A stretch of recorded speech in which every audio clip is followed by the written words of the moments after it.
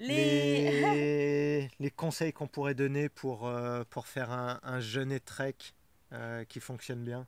Ouais, mais en fait, comme un jeûne et trek, c'est Ou un jeûne et randonnée. ouais, une jeûne et randonnée, ouais. C'est, je trouve ça, honnêtement, je trouve que c'est un super moyen d'explorer son corps et de faire du nettoyage. Si on n'a pas vraiment envie d'aller sur des purges, sur des choses comme ça, et ben là, ça fait déjà du super boulot pour le corps humain. Mm. Après, ben, il faut faire vraiment avec ce qu'on a. Donc, si on n'a jamais jeûné de sa vie, et ben, comme on peut commencer par du jeûne, comme on appelle ça le jeûne intermittent, on peut commencer à s'amuser, à partir en balade sur quelques heures ben, sans manger. Mm. Donc ça, c'est déjà le début d'un jeûne et Mm. randonnée. Mm. Après, moi, ce que je conseillerais, c'est de partir une journée et d'avoir quelques fruits dans son sac au cas où. Alors les gens ils disent ouais mais si on a des fruits dans notre sac on va de suite moi j'ai envie de les manger mais c'est pas dans le sens que c'est pas pour dire ouais se punir parce qu'on a des fruits dans le sac et on va pas les manger, c'est au contraire pour se mettre dans un contexte qu'on est rassuré Mm. et que si vraiment eh bien soit c'est parce que on a des toxines qui sortent et on n'arrive pas à se raisonner et à prendre vraiment conscience qu'on n'a pas faim, et ben on remange quelques fruits et voilà. Ouais. Ou soit parce qu'on a vraiment faim et qu'on n'a pas envie, on a encore des appréhensions sur ce que c'est la sensation d'une hypoglycémie ou des vertiges, et ben là on se rassure. Mm. Et après, ben, ce qu'on peut faire, c'est ces fruits-là, et ben on essaye un peu cette sensation, on voit On va au et maximum. on va au maximum. Ouais. Donc vraiment faire le principe de l'hormèse. Mm. Donc Ouais, je pense toujours dans le progressif, bah, un truc qui peut être sympa, c'est on mange par exemple le midi et puis après l'après-midi on va se balader, on prend la tente, on dort à un endroit magnifique dans la nature. Le lendemain matin on se balade, on rentre et puis on remange le midi. C'est-à-dire que là on aura fait on va dire 24 heures de jeûne en allant se balader, en se connectant avec la nature.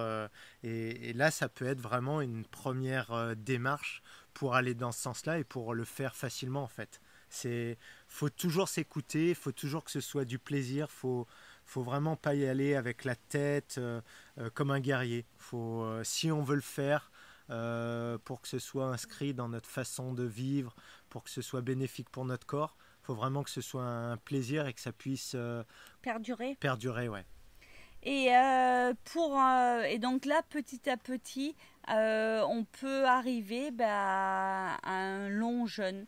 Mm. Mais moi, je garderai quand même en tête d'avoir ce côté rassurant et d'avoir accès à des fruits ou à quelque chose qui est physiologique au cas où il y ait qui se passe un stress quelconque durant cette aventure. Parce que ben, par exemple Hervé, il s'est retrouvé à faire une reprise alimentaire avec ce qu'il a trouvé et Mm. c'était des Une, bichogos et une ouais, une soupe. soupe, ouais. Et je pense qu'il était un peu triste de faire une reprise alimentaire avec ça, mais donc voilà. Donc si on a envie d'avoir une reprise alimentaire physiologique, et ben de prévoir et d'arriver à garder ça Dans son dans sac. son sac sans psychoter. Je pense que pour vraiment faire un bon, on va dire, jeûne et activité sportive, faut vraiment se mettre dans des conditions de confort et pas essayer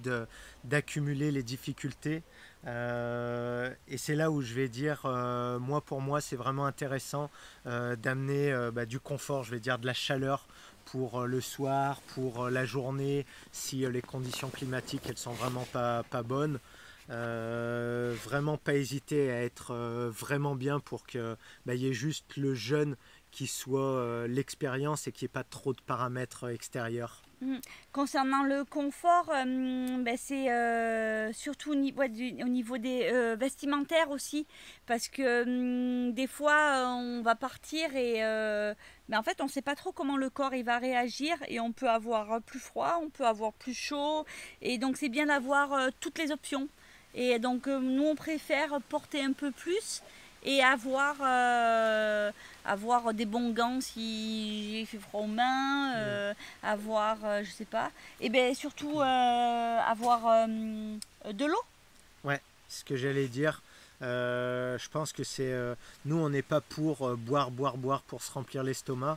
Par contre, faire jeûner, faire de l'activité physique, tout en buvant des plantes qui vont aider à drainer, à nettoyer le foie, les reins, peu importe les acides, les mucus que vous voulez. Bah, c'est vraiment super intéressant parce que ça permet de ne pas encombrer les émonctoires, de soutenir le corps dans son évacuation et donc vraiment d'aller, si on fait un jeûne trek, randonnée, ce que vous voulez, de soutenir. Après, un truc vraiment très très important, c'est de savoir pourquoi on le fait. Ça, je pense que c'est vraiment la base. Est-ce que c'est l'aventure de tester notre corps, de savoir comment il réagit? Est-ce que c'est pour aller se nettoyer? Est-ce que c'est pour aller se connecter avec la nature?